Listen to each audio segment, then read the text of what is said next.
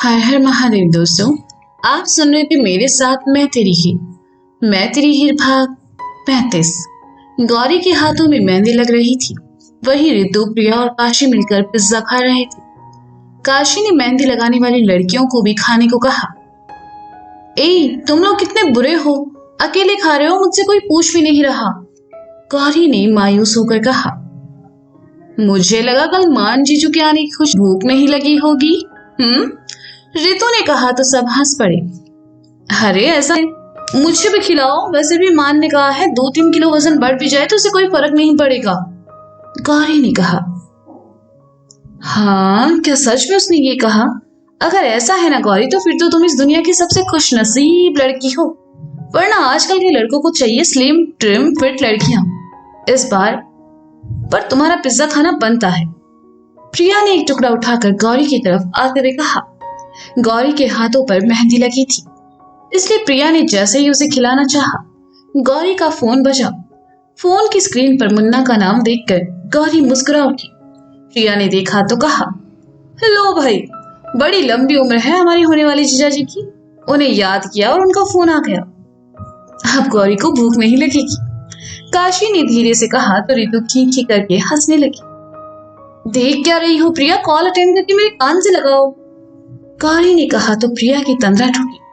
उसने फोन उठाया और कॉल अटेंड करके गौरी के कान से लगाने के बजाय अपने कान से लगाकर कहा, हेलो जीजा जी, कैसे हैं आप? गौरी से मिलने की जल्दी होगी ना आपको, इसलिए रहा नहीं जा रहा। गौरी के बजाय फोन पर किसी और की आवाज सुनकर मुन्ना ने सहजता से कहा, हम ठीक हैं, क्या हमारी गौरी से बात हो सकती है? हाँ, क्यों नहीं, कहते हुए प्रिया ने गौरी के कान से फोन लगा दिया। गौरी ने फोन को अपने कान और कंधे के बीच में रखा और उठकर बालकनी की तरफ चली आई। हेलो, गौरी ने कहा।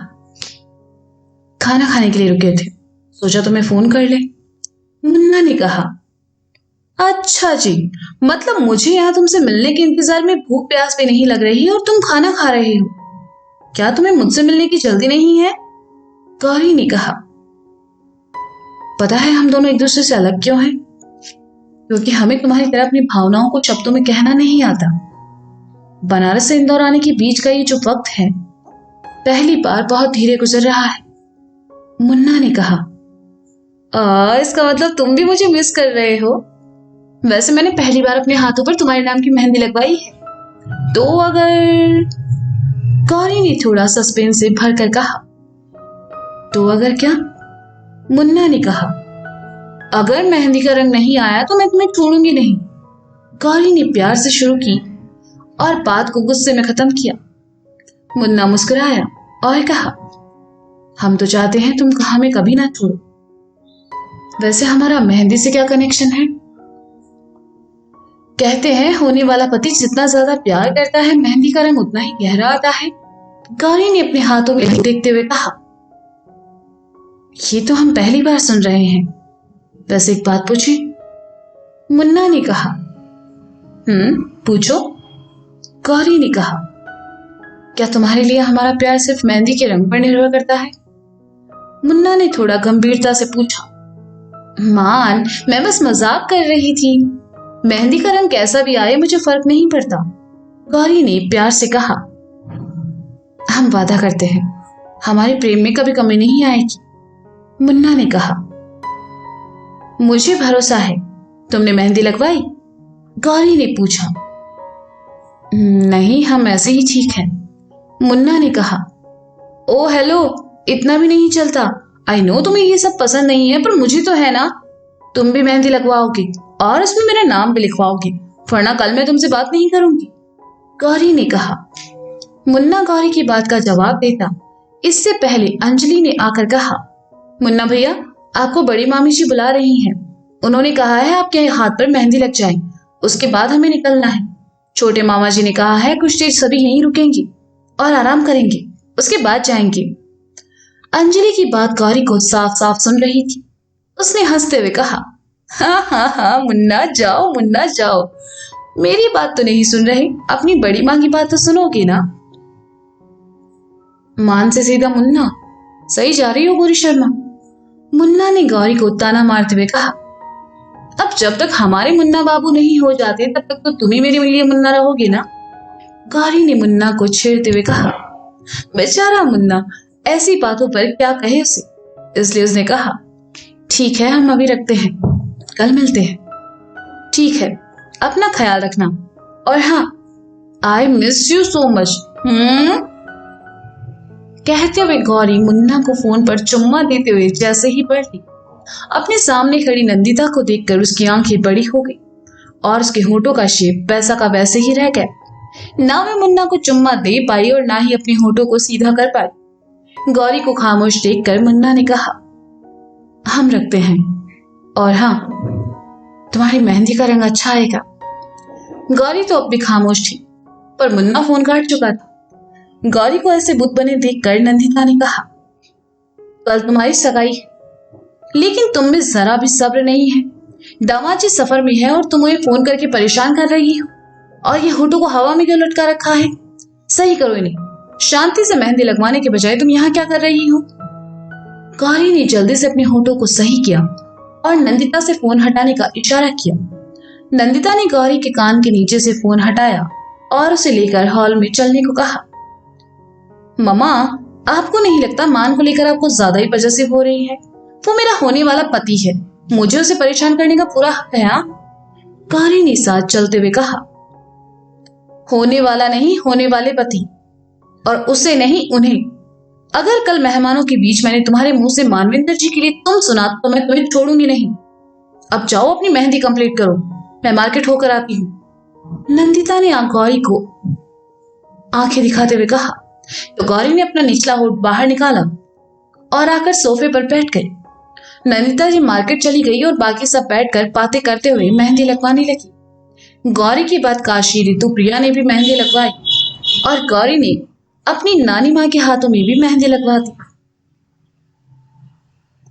बनारस मुरारी का घर के बाहर खड़ा राजन काफी देर से घर के बंद पड़े दरवाजे को देख रहा था।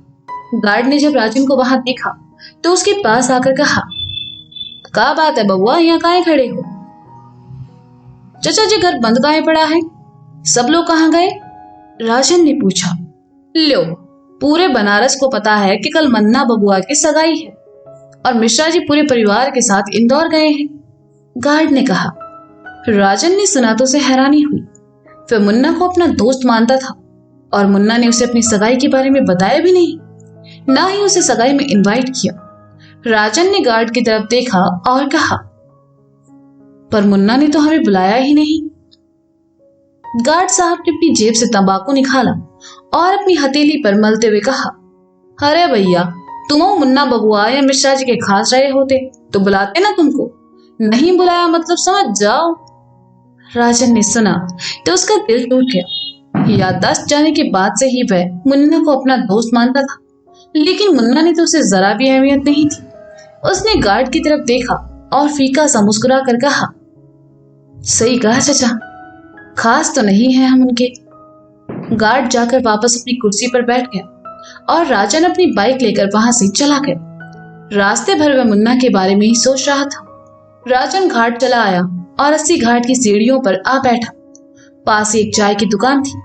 राजन ने एक कप चाय देने को कहा।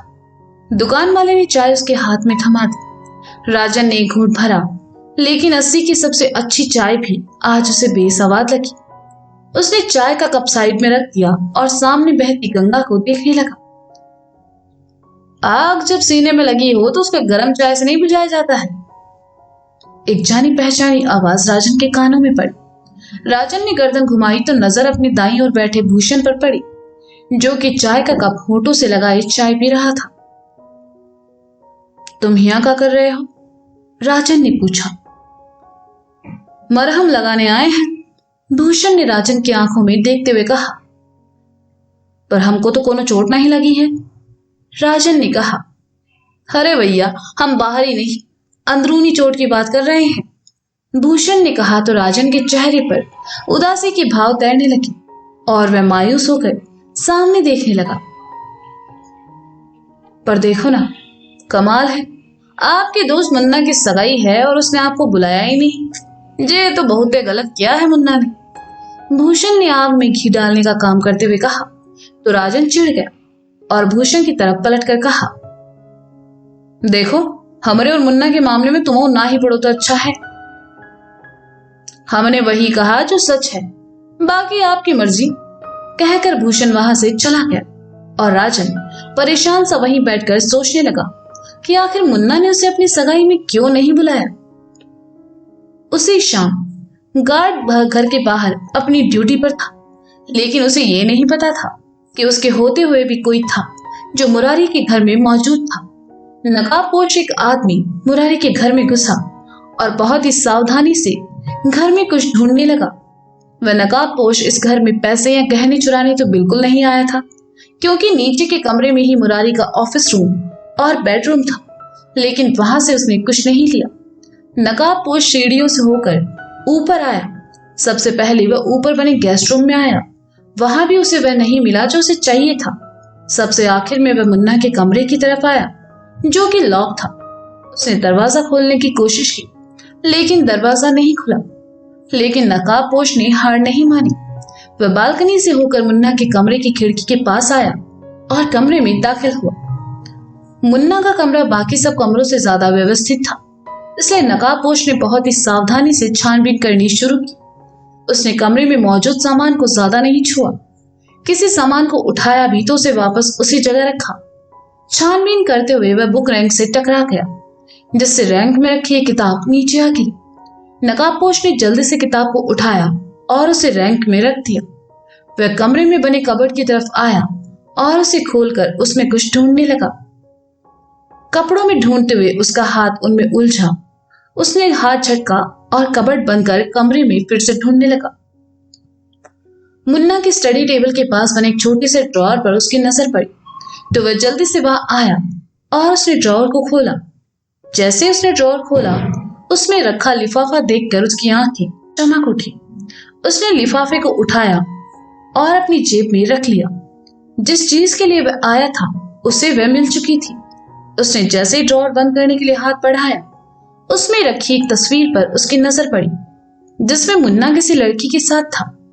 नकाबपोश ने उस तस्वीर को उठाया और फाड़कर गौरी की तस्वीर को अपने पास रख लिया और मुन्ना की तस्वीर को वापस ड्रॉअर में रखकर वहां से चला गया।